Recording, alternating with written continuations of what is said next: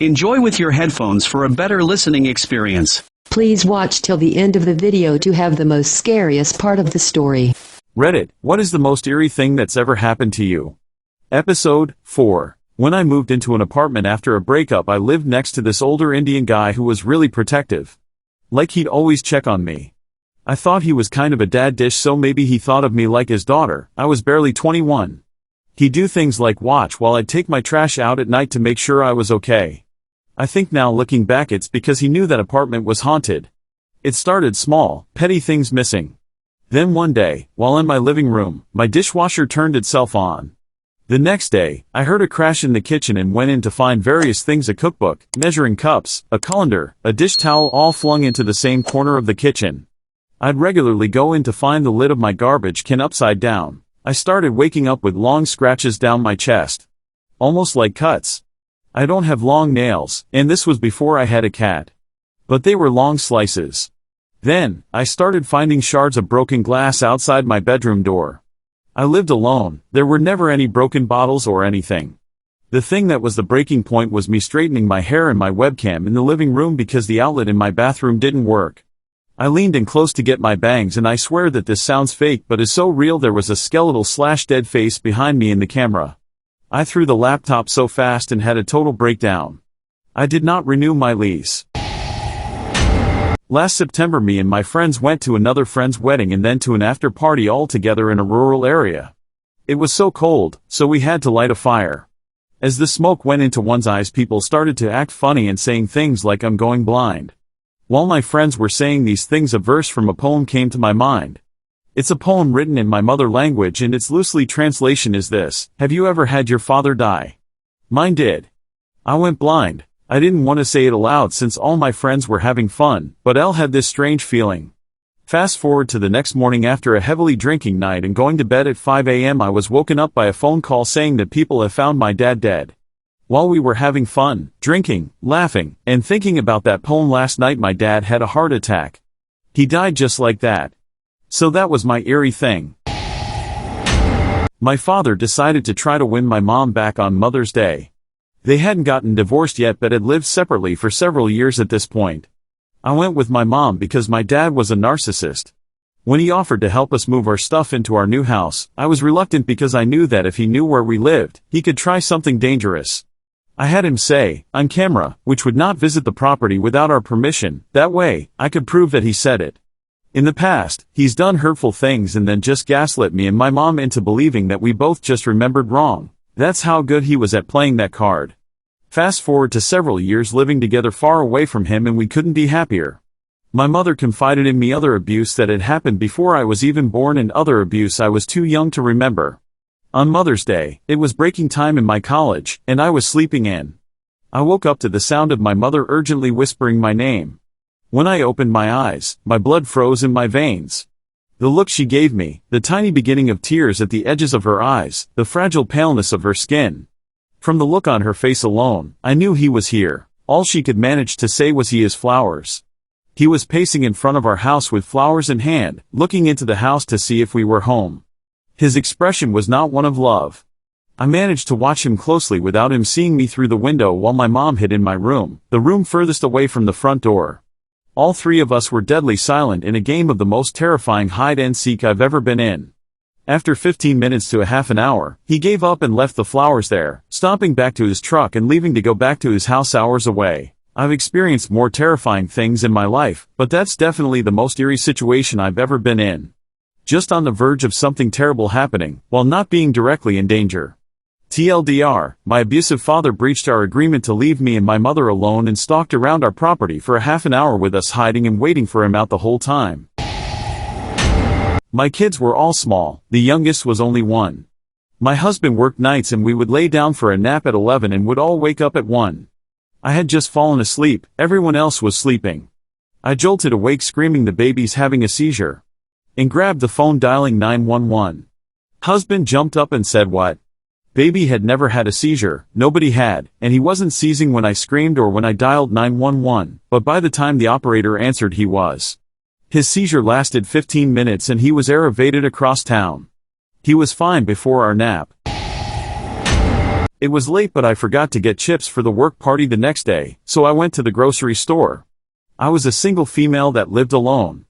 A man approached me in the chip aisle with crazy wide eyes, told me I had a nice smile, and kept trying to get a response out of me. I walked away. I got to the self-checkout, and there his stuff was on one of the machines. He wasn't there. He was stomping across looking up each aisle. He then saw me at the self-checkout and ran over. It was a race to check out. I hurried like no other, got into my car, locked the doors, and started driving. I noticed him running out of the store. I remembered to never let a creep follow you home. Instead of leading him to a police station. But I lost him after my first turn and took a breath of fresh air. I made it home, parked, turned my car lights off, and sat there quietly and let out a big sigh. I suddenly saw headlights pulling behind me. He knew where I lived. He blocked my freaking car in. I was horrified with pepper spray in hand, thinking if I got to crash into his car I will. I shrunk down though. Hoping he couldn't see me. I don't think he could. I could see his dark outline in the mirror looking pissed. He peeled out. But then slammed on his brakes. Got out. Opened his trunk and started rummaging through the back in panic. My dad said, he was probably looking for rope or something to break into your house. Anyway, he couldn't find what he was looking for and peeled away angrily at a remarkably high speed. Freaks me out to this day. I called the police officers, and they came. They stayed with me a few hours and patrolled my area closely for weeks. I was too afraid to leave for days. It still haunts me. I was house-sitting for my parents overnight when I was woken up by hearing a close friend calling my name. I couldn't figure out why he could be heard and not seen, but didn't think too much of it because as I followed his voice I realized the house stank of gas. Got out and used the neighbor's phone to call emergency services. Much later that day I got a call from my friend's mom. Before I could tell her about hearing him calling my name and waking me up, she informed me that he died in a training accident earlier that day.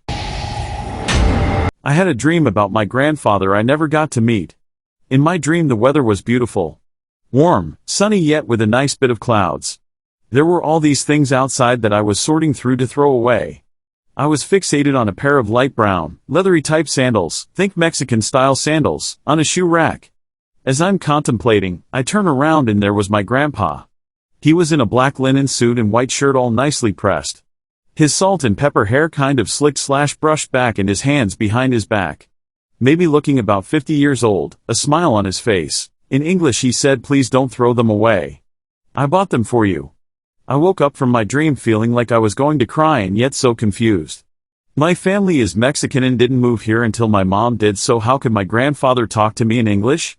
How could I know it was him immediately when I've only seen him in 2 aging pictures? I told my mom about it and a few days later she called me. Apparently she told my grandma about my dream and my uncle that takes care of her overheard. He told her that those sandals did exist. He said when he was a kid he and his dad were going through the market, and he pointed those sandals out to his dad. The sandals were too small for him or his younger siblings. He said they started walking away but his dad turned around and bought those shoes. No one ever wore them, and he had no idea what happened to them in the end. She also told me my grandfather knew English very well and would have full-out conversations with people. The outfit I dreamt of him in was his favorite outfit to wear. To say my family and I were in disbelief is an understatement. I had gone to Mexico to visit my grandmother a few months before. She is in failing health and I just felt like I had to go before I regretted it for the rest of my life. She was like my second mom while we still lived there. My mom thinks that it was my grandpa's way of thanking me for seeing his wife that he loved so much. I wish I could have met him alive, but even if it were just a dream, I'm so happy to have met him once. Just recently, like any other day, I was on my way home by bus. Since I commute, most of the long bus ride is placed in the dense Swedish forest. But when I started seeing the city light pollution I felt a bit off. It's just me and a few other passengers. They get off at the third stop before mine, so I'm alone on the bus. The last stop is slightly outside of the city center where I am supposed to hop off, but I felt irked by something so got off at a stop before my final destination. Later that night we got news. A guy just a year older than me was shot at the last bus stop I jumped off at the same time I would have been walking towards his direction to get home. It's interesting since we went to the same school. Happy I didn't get off where I usually did. He was 18. I had looked that guy in the eyes before, not thinking much of him. Now he's dead. This happened to my mom when she was in college.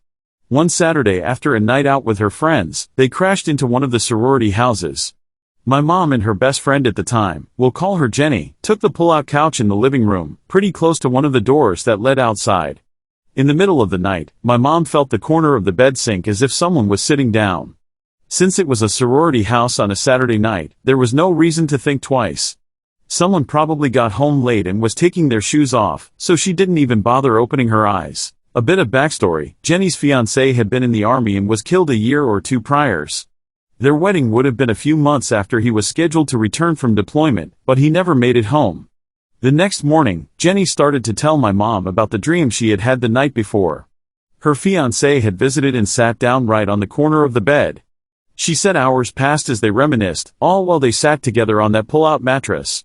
Eerie and bittersweet. I was working from home one day. It is usually just me and the dog. Today my wife was home and was busy downstairs.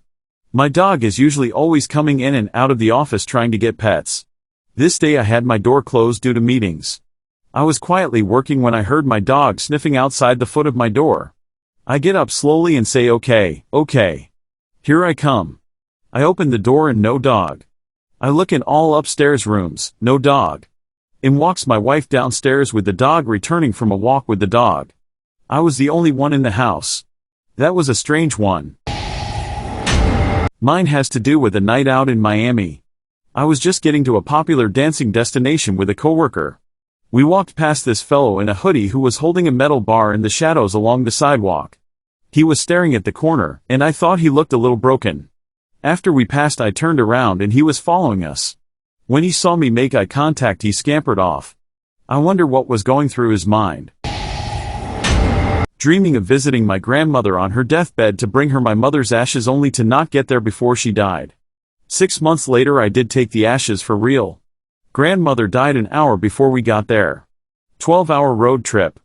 It was the most eerie thing to have your dream come true. I talked to a dead guy on the phone once. As a teenager, I did a lot of babysitting for kids in my neighborhood. Parents would refer me to other parents. Our phone number was listed in the phone book. So, it wasn't that unusual for me to get a call from someone I didn't know asking me to babysit. And that's what happened tonight. The man calls, asking me to babysit that night, completely last minute. And he asks if my parents can drive me over because he and his wife were busy getting ready. I asked my dad, and he agreed. When we get to the house, the street is packed with cars like someone is having a party. My dad is suspicious, like I was making up the babysitting thing to go to a party. So, he waited in the car while I went up to the house. I rang the bell, and a lady came to the door. She says, "Can I help you?" I tell her I'm there to babysit and she says something like, "Oh, she must have forgotten to cancel. You won't be needed tonight." Now, I'm really confused. I told the lady that I had just talked to Mr. Smith, I don't remember his real name, an hour ago and he had asked me to come over. That's when she tells me Mr. Smith died a few days prior and this was his wake. My jaw hit the floor. I didn't know what to say. My brain couldn't comprehend what she was telling me. I said, "But I just talked to him." I think the lady thought I was trying to play a prank or something and just closed the door on me. I was still totally bewildered when I got back to the car. I told my dad what happened. I can't remember his reaction. The whole incident was so bizarre. I'm kind of creeped out writing about it. The only reasonable explanation I could come up with was that someone from school called me and impersonated Mr. Smith. If so, it wasn't a very funny prank. And no one ever mentioned it to me or took responsibility for the prank. I feel bad for the grieving woman that answered the door that night. I hope it wasn't Mrs. Smith. I remember being 11. We've just moved into a new flat. One old man who looked like Snoopy the dog had his eyes upon me. Even then I could tell something was wrong. I felt his eyes stare into me. They were so empty and so cold. He would stare at me every time he saw me. I didn't know for sure, but I was smart enough to know he was wrong. One time I caught him and his other elderly friend staring at me from behind. Snoopy tapped his friend and both took a step closer. I pretended Mother was shouting at me and got the hell out of there. That was the eeriest experience ever. When we first got our cat, she was pretty bad at scratching the doors to be let in and out of rooms. One night, my partner and I both woke up annoyed, because the cat was really a pest outside the door. We both call out to scold her, without getting up, and her ears perk up from behind a pillow right next to us. The scratching noises don't stop. Now all three of us are sitting up in bed, staring at the bedroom door. I grab my partner's hand, reach out to pet the cat, and say, "Nope, not answering that." Agreed. And after another minute or so, the scratching stopped. It took a while to get back to sleep, and we left the lights on until morning. Other people think we might have been hearing a neighbor's pet, amplified in the night, but I have significant doubts. My neighbors don't have pets. Was in a gym locker room washing my hands. I see a man behind me about 10 feet away. Through the mirror, his eyes suddenly roll up and he collapses. Like hard. Like I felt the ground shake. I run out to a group of trainers outside the room and tell them, and we all dash back into the locker room, and he's standing up like nothing happened. He denies he fell. This all happened within the span of about 15 seconds. To this day, no clue what I witnessed. A prank? Perhaps, but this was before smartphones, social media, etc. Back in the late 90s in Houston, I saw about a dozen, absolutely huge, UFOs hovering and drifting near the Parrish generating station. These things would have been 3 to 5 kilometers wide, each. All identical, circular, slightly domed, top and bottom, with a ring of lights around the edge, appearing to be at various altitudes. They were slowly rotating. They moved around slowly for about 20 minutes while my brother and I gawked and took pics, then they all at once drifted up into the north before accelerating away. No noise. We were too far away to hear anything anyway. This was the middle of the night, 2 a.m. or so, but not far from Sugar Land, Texas. Anyone could have seen them. There was a full moon, it was a clear night. I had a camera and took a whole roll of pics. My brother saw them too, and also took pics. I had my film developed at Walgreens and my brother at Ritz or Walmart, some other place. Out of all of the film, from 2 cameras, that we were both familiar with, using the correct film speed and exposure, we got 3 blurry, washed out, overexposed pics. My brother was even using a tripod. The rest, we were told, were clear, but were lost. Was in a car accident. Briefly after it there was a blur of events. I remember going to the place I was going. I remember the night before, talking to a friend about Nelly's new song. I remember being at the place. Then I remember standing on water, being confused. And I woke up from that like it was a dream, and I was doing my normal routine, going to school and whatnot. The next night I dreamt I was in a hospital. When I woke up the next day I remembered it and thought it was a wild dream. Next night, same dream in the hospital. When I woke up I thought it was a continuation of the night before dream. I dreamt about things happening in the hospital. I dreamt watching myself and people around me doing things. That went on for a couple of days. Slowly I started to realize what I thought was a dream, was real. I had been in a car accident. I can recall the people who came to see me. Even the out-of-body experiences I had. This was in the late 90s, we lived in this huge house in Nevada that was built in the 60s and had a strange history. There was a gigantic family room with a bar area, and an exit to the side yard.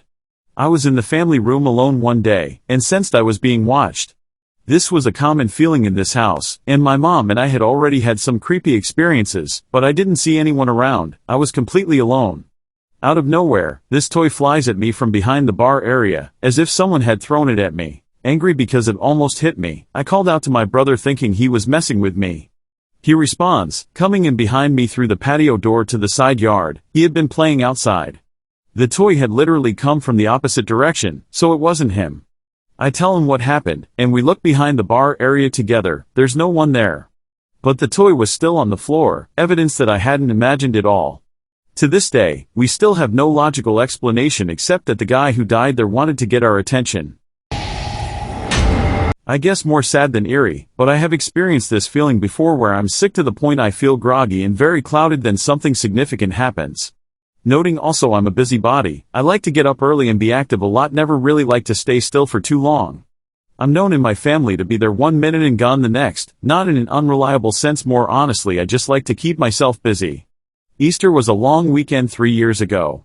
Today, I was supposed to go to my best friend's and stay the weekend. I at the last minute decided against going and told him I would stay home to spend time with family. My dad, who usually is either away for work or away playing golf, also was home that weekend. The Sunday we had a great day, it was beautiful outside. My dad was telling stories, we were all laughing and had a great big Easter feast. It was one of the best holidays with my family as it was hard to get us all together. We carried on much through the night, laughing, singing and telling stories before I said goodnight to everyone and went to bed. Usually I wake up very early, no issues, and I without fail always see my dad before he leaves for work or golf. When I woke up I felt very groggy and nauseous. It was a really weird feeling for me. Not your normal sick feeling, and when I had looked at the time I had missed the opportunity to say goodbye to my dad. I still felt very sick, so I went back to sleep, which isn't like me. Dad went to golf like he would any other day, and by the account of my uncles and aunties who played with him that day, my dad was very calm and played the best game of his life that day. Being calm at the beginning of a golf game was not like my dad at all. He was always very anxious. Come on boys. Let's go already. Instead of doing this, one of my uncles is the one who was seemingly anxious about starting and said the famous line, with my dad replying, "What's the rush? We've got all the time in this world to play. Today is about patience, for tomorrow's not promised." My dad ended up winning that day. He came home and he went about watching his TV. I'm asleep still, which again I never do that late in the afternoon. I knew I was dreaming still, but it felt like I was around, awake in a sense, as I could hear my niece running around. I could hear my auntie pull up in the driveway and my mom and sister walk outside, and before I knew it, it all happened so fast. Both in my dream and in reality I hear what felt like a banshee's call. Only in my dream I heard "get up" multiple times, startling me so much so I sprung out of bed and was literally jumping down my stairs before my mom was yelling there was something wrong with my dad. Unfortunately I had to perform CPR all the while knowing it's happening, still feeling like I'm in a dreamlike, groggy state. I'm sure that part was the shock, that even though I'm medically trained I was actually performing CPR on my dad. It wasn't until I felt his ribs crack underneath my hands that I snapped back to reality. I, along with paramedics, tried tirelessly to save my dad. Working in the hospital at the time, I knew when the paramedics stopped what it meant. I felt defeated and like my world had just been ripped to pieces. I went outside to look up at the sky and was met by a cloud formed exactly like this. I took a photo because I thought I was still dreaming, like it was some horrible yet vivid dream. By the time everyone came outside, the cloud had moved on. After collecting ourselves and our family had arrived, we were talking about my dad when my cousin who played with him that day mentioned his reply to my anxious uncle. Again, my dad was never ever like this, very competitive and often got upset if he didn't do his best he knew he could. My mom said, maybe his soul knew today was his day and maybe ours did too. I felt so clouded and lost all morning. Maybe that's why we didn't get to say goodbye, because yesterday he gave us the day of our dreams. Maybe it was the day of his dreams too, us all being together. When my mom mentioned she felt clouded in that moment, me and my sister looked at each other wide-eyed, and we knew with one look she wasn't alone. We spoke when everyone had left but swore we wouldn't mention it in fear of seeming crazy or like we were trying to make ourselves feel better for not being able to act sooner. But it wasn't that, and I cannot explain how we collectively had this weird feeling. I'm glad I didn't stay with my friends that weekend, but I still miss my dad very much. I'm 26M now, but this happened when I was 19M and still living in New Jersey. I left my local YMCA after a quick workout and had to go home to get ready for work. I always walked from my house to the YMCA because it was a quick 15 to 20 minutes walk. I was about 10 minutes away from getting home when a random guy asked me for directions. My town has a large Dominican/Puerto Rican population, so judging from his accent, it was a Dominican guy and was probably going to ask for change also. I lied and told him I didn't have any, kept walking. That's when he started walking alongside me and kept trying to have a conversation. I had my headphones on, and I thought he got the message but kept walking and trying to strike up a conversation with me. He started asking me if I ever had a girlfriend and how she would rate my kissing. I ignored him and kept on walking. Out of nowhere, he asked me, "Have you ever been with a man before?" In my mind, I was like, WTF? I told him I wasn't gay and to leave me the F alone.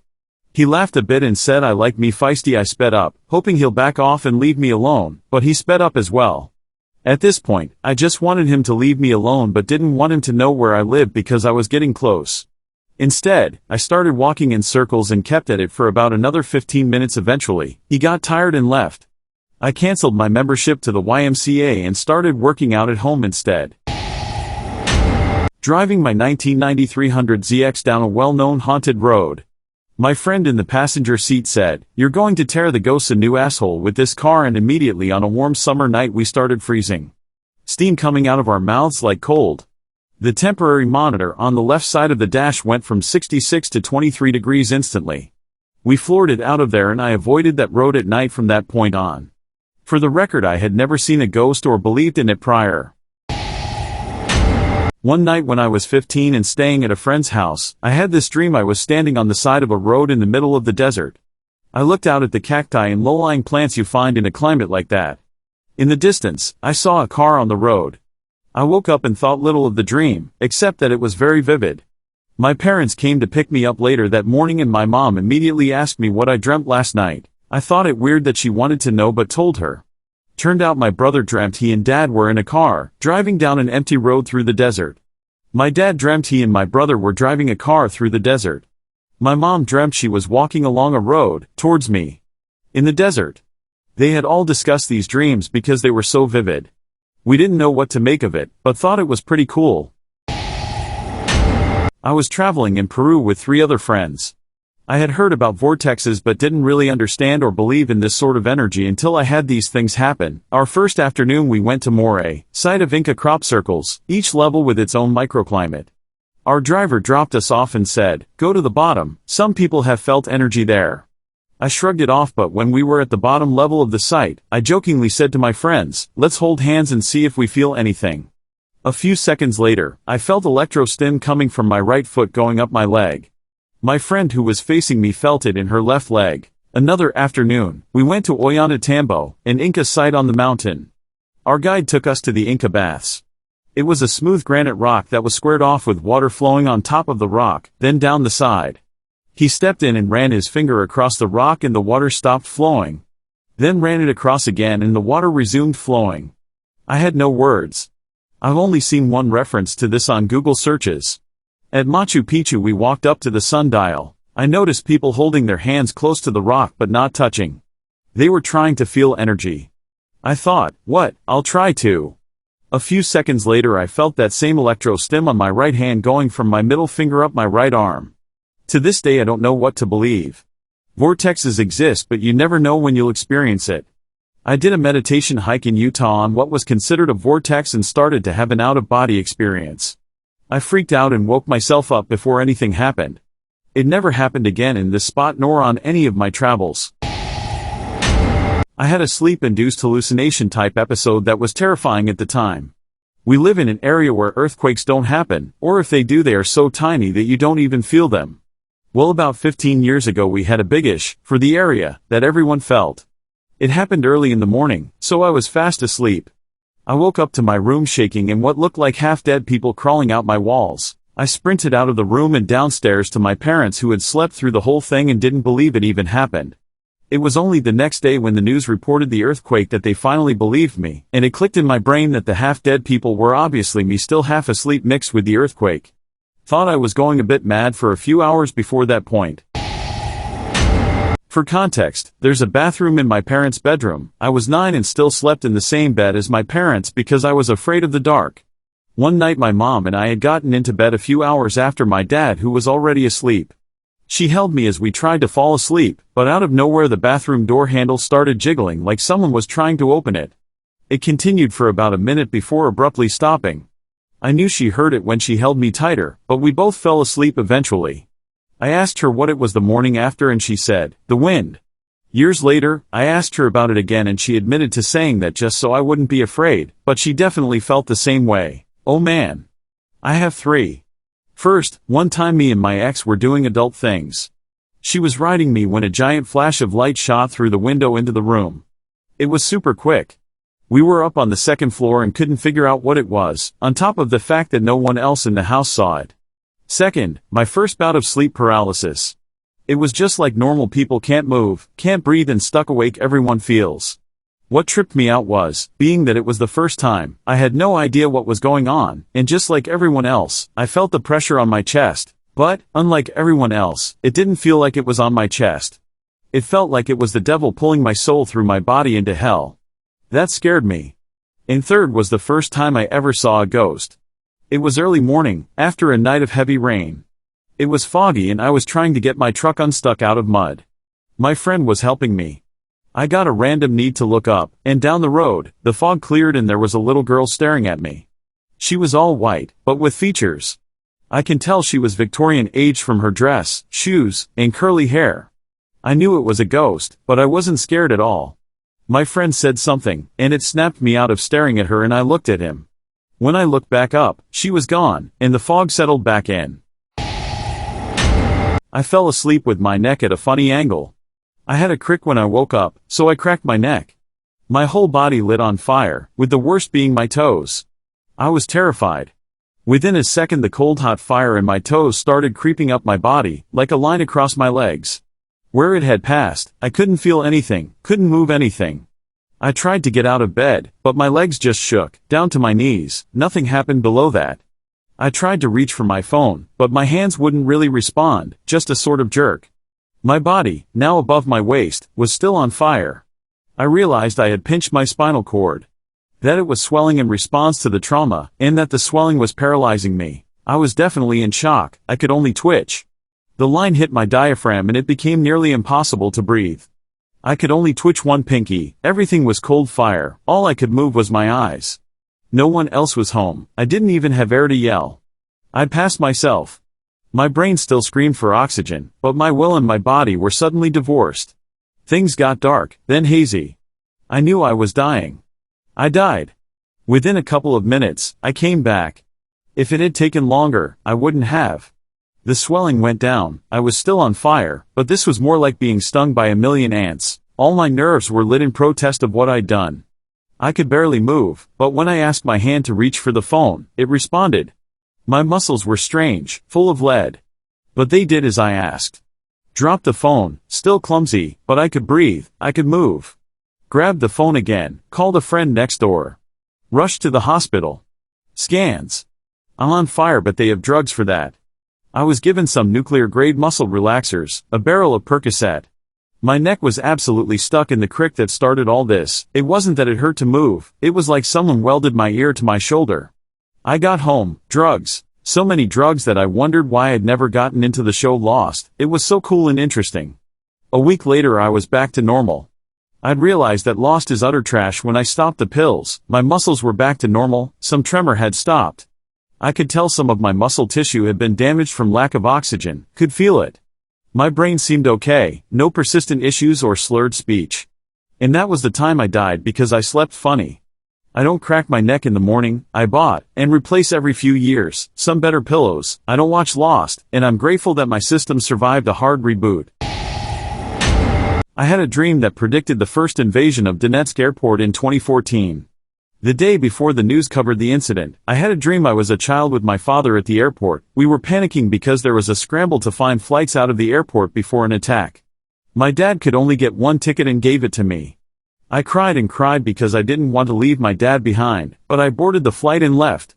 I woke up in tears and continued sobbing for a few minutes. Later, I turned on the news and saw that Donetsk Airport was under attack. He comes to my mom and asks if she's seen it. She keeps saying no and that she wouldn't go into the shed and take it without putting it back. My dad gives up and says he'll look at his site tomorrow.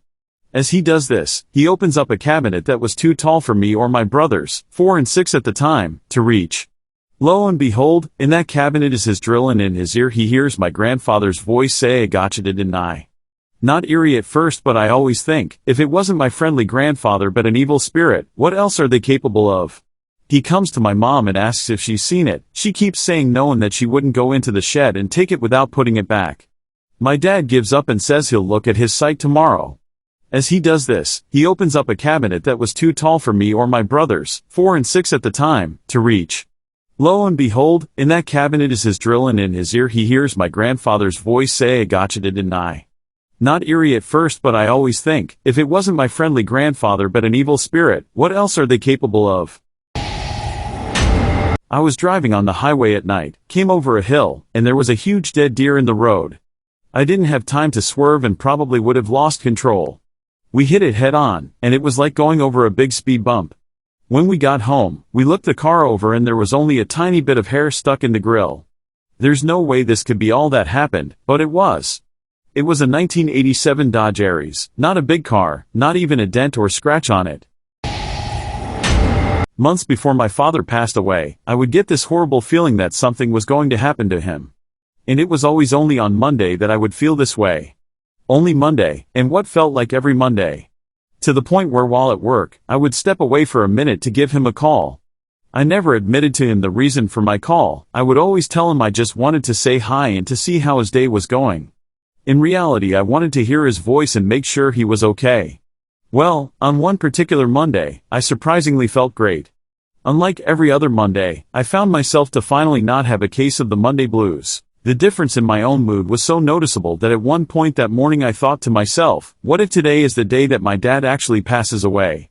To which I chuckled it off as a crazy, intrusive thought. Later that afternoon my cell rang. It was my cousin. Which was odd because he never called me when he knew I was at work. As I'm about to answer, a second intrusive thought entered my mind. What if this is the phone call that tells me my dad has passed? Again, I shook it off. It was mid-August in the South. My dad worked in construction. Turns out he had a heart attack. The ambulance was called, and he was rushed to the hospital. He never made it. A coworker of his went through his phone and called the first contact he found with our same last name. My cousin. Thus, the reason for him calling me on that Monday afternoon. A few years ago, at like 6 a.m., my mom and I heard a woman shriek loudly, and there was a feeling of complete and utter terror around it too. We were worried that someone was in trouble, so after we stepped outside and couldn't find anyone, we called 911. It was a weekday, so everyone in the house was up at that time getting ready for school. Neither of my brothers nor my dad heard a scream. A couple of police officers had been sent to do a check and stopped by our house when they didn't find anything to take statements. One of our next-door neighbors, a grumpy but sweet mother of 3, came out to ask if it was one of us who screamed earlier and if we were okay. She ended up giving a statement to the police officers too. After I got home from school, more cops were around the neighborhood, so I thought they found something, but it turns out that they'd gone to another neighbor after speaking with us to ask if they heard anything. And since she did, they kept asking around and ended up coming back around the end of the day because women from my neighborhood had been reporting the scream all day. The police officers never found out who screamed, only that the only people who heard it were women, including an elderly neighbor a few doors down who had been completely deaf for over a decade and did not own or have access to any hearing aids or listening devices. Not a single male heard it, even when they were standing right beside a woman who'd heard it loudly and in full force. We still don't know what happened, and everyone who lived here at the time is still freaked out about it. I was in the supermarket getting groceries for a romantic dinner. I was really taking my time and just getting inspired by what I found. I didn't have a real plan or recipe in mind. Eventually, I realized this man has been in every aisle I've been in, which in itself isn't weird, but he didn't have a basket or cart. But now that I'm aware of his presence wherever I go, I begin to notice he's far enough away that it doesn't appear that he's intentionally following me around, but he's close enough that I can tell he keeps watching me out of the corner of his eye, and when I flash my gaze over to him, he quickly looks away. I keep my distance, but I'm starting to pick up my pace and getting a little nervous. Eventually it gets to the point where I take note of how far away I am from the exits. I'm planning in my head to drive directly to the police station if he follows me home. I'm really freaking out internally. But also, I need groceries. Finally, I'm in the frozen food section. I finish in one aisle and round the corner to the next, and boom. I ran into him. Like physically running into him with my cart. Now I'm forced to interact with this weirdo. I say, "I'm so sorry, are you okay?" I know I'm visibly uncomfortable though, which is making me more uncomfortable. He very quietly, almost whispering, says, "Yeah, are you Dave? Insert last name." I have a very Polish, unique last name that's hard to spell and even harder to pronounce, so any stranger that can say it either is also Polish, or knows my family, so it's a surprise any time someone says it. Now I'm completely shaking. And I stammer, "Yes. Who are you?" And with a grin of what I imagine a serial killer has when they realize that this is their next victim unfolding in front of them, says, "I'm M." Or M. His response was so uncomfortable, and I didn't care to have him repeat himself, and he says nothing else. I'm just standing there with who I think is a person named the letter M who's grinning at me like a sociopath. So after too long of a pause I say, "Do I know you?" And he goes, "Yes, from back in the day. Roosevelt Strip." This was a local outdoor mall, but I never just hung out there and met people. Furthermore, I kept my circle pretty tight and didn't branch out much as a kid. I know I don't know this person, but he seems to know me. So, I'm trying to piece it together by asking, does he knows this cousin or that cousin, thinking maybe this is a family friend and there was a chance we did hang out before and I just didn't remember. But my reptilian fight or flight is still firing off. As much as I want this to end, I need to know how this guy knows who I am. The detail again is my last name. It's solo bizarre that he just rattled that pronunciation off perfectly. After a few more questions trying to figure it out, he abruptly holds up his hand, still smiling his best Joker smile, and goes, "I got to bounce, but it was cool seeing you again, man." He did an about face and walked away, again completely empty-handed, and I watched him leave the store. I hastily paid for my stuff and got out there, fully expecting a needle in my neck or a hammer to the back of my head in the parking lot, to be the leading story on the 11 o'clock news. But nothing happened. I never saw him again after that. I asked every friend and cousin I could about the mysterious M, and no one knew who I was talking about. I drive to school at 5:30 in the morning as I live far away. I stopped at an intersection and there was an old woman who was holding a baseball bat on the sidewalk. To make things creepier, there were no lights at this intersection, and it was pitching black outside. She walked up to my passenger side door and started pulling at the handle. I floored it and never saw her again.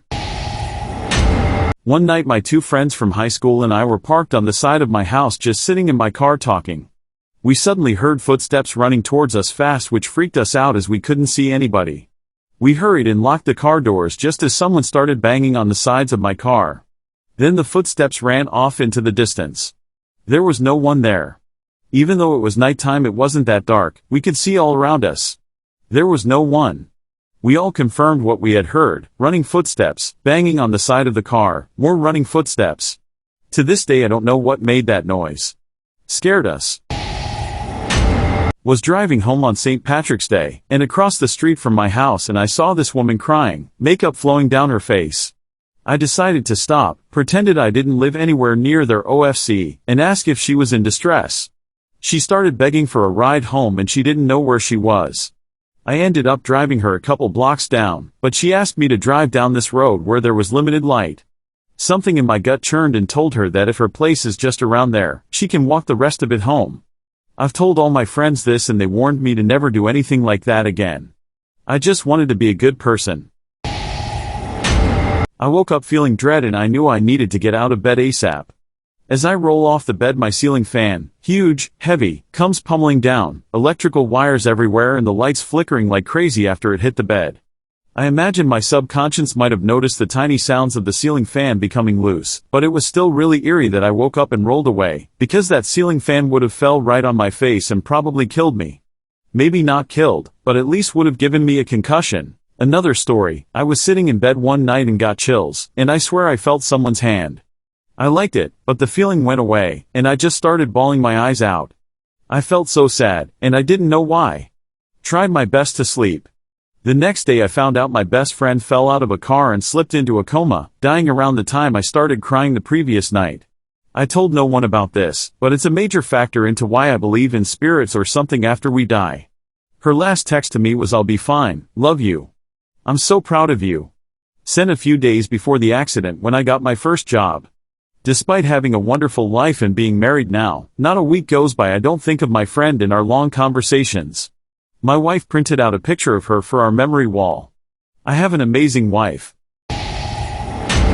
I was living in a university town noted for its party culture, in a particularly rowdy apartment block. Our neighbors would sometimes drunkenly knock on our door in the early hours to borrow aspirin, continue the party, or just to be annoying. I was so used to it that it barely woke me up after a while. Until one Sunday at around 5 a.m., when I suddenly awoke to a noise that made my blood run cold. It wasn't just the usual drunken knocks and slurred shouting. It was an urgent, violent, desperate hammering on the other side. I froze and lay paralyzed in bed.